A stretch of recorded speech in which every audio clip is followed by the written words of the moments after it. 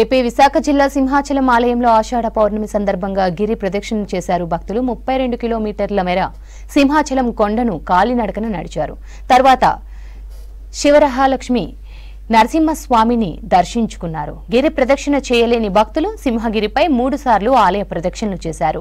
అప్పన్న స్వామికి సుగంధ ద్రవ్యాలతో చేసిన చందనాన్ని సమర్పించారు ఆలయ అర్చకులు. స్వామివారికి ప్రత్యేక పూజలు చేసి పుష్పరథాన్ని ప్రారంభించారు ఆలయ అనువంశిక ధర్మకర్త పూసపాటి అశోక్ గజపతిరాజు.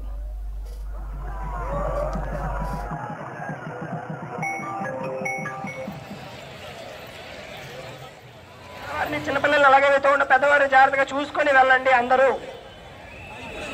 ఫోన్లు చూస్తూ నడుస్తున్నారు. ఫోన్లు కాదు పక్కన. మనకి శ్రీ వరాహలక్ష్మీ నృసింహస్వామి మనకి సింహాచలం అనేది తిరుపతి కన్నా పూర్వం ఉన్నటువంటిది. అయితే మనకి ప్రస్తుతం ఏంటంటే అల్పపీడనం కారణంగా 5 రోజులు మనకి వర్షాలు ఉంటాయని చెప్పేసి అనౌన్స్ చేయడం జరిగింది వాతావరణ శాఖ వాళ్ళు. అయితే మనకి గత 2 రోజులు కూడా చూడడం జరిగింది. మనకి కంప్లీట్గా వర్షం అయితే పడుతూనే ఉంది. మనకి ఈ 2 రోజులు వర్షం పడి ఈ రోజు మాత్రం గ్యాప్ ఇచ్చిందంటే స్వామివారి యొక్క అనుగ్రహం, ఎంతమంది లక్షల మంది భక్తులు వస్తున్నారు, వాళ్ళకి ఎటువంటి ఇబ్బంది కలగకూడదని ప్రకృతి కూడా సహకరించడం అనేది ఇది ఒక వరం అండి. ఎంతమందికి ఇది ఒక అద్భుతం అనే చెప్పాలి.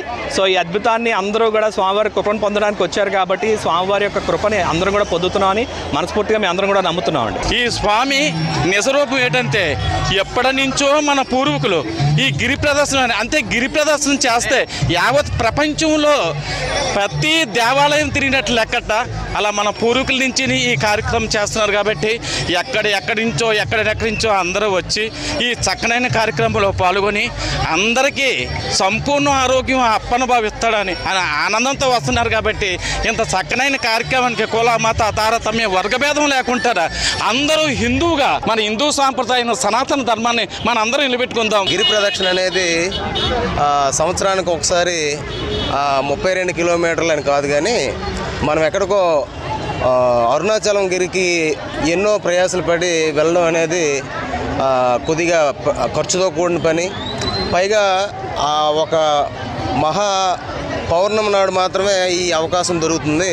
భూభ్రమణం చేస్తే ఏ రకంగా మనకి అనుభూతిని పొందుతామో ఆ రకమైనటువంటి అనుభూతిని పొందడానికి ఇది ఒక సదావకాశం అని నేను భావిస్తున్నాను. సింహాద్రి అప్పన్న కూడా మన ప్రాంతాన్ని, మన ప్రజలందరినీ కూడా మనసారా ఆయన దీవిస్తారని, గిరి ప్రదక్షిణలో పాల్గొన్న ప్రతి భక్తులకి కూడా నిండు ఆయురారోగ్యాలను ప్రసాదిస్తారని మరీ వేడుకుంటున్నాను. మేము ఇక్కడికి చాలా నమ్మకంగా వచ్చాం. ఇదే ఫస్ట్ టైం రావడం. ఇక్కడికి రావడం వల్ల అనుకున్న కోరికలన్నీ నెరవేరుతాయని చాలామంది చెప్తే మేము కూడా వచ్చాం. ఇక్కడ అన్ని ఫుడ్ అయినా వాటర్ సప్లై అయినా ఏదైనా కూడా చాలా అంటే చాలా బాగా చేస్తున్నారు. వీలైనంత వరకు ఎవరికి అందుబాటులో ఉంటే అందరూ రావడానికి ప్రయత్నించండి.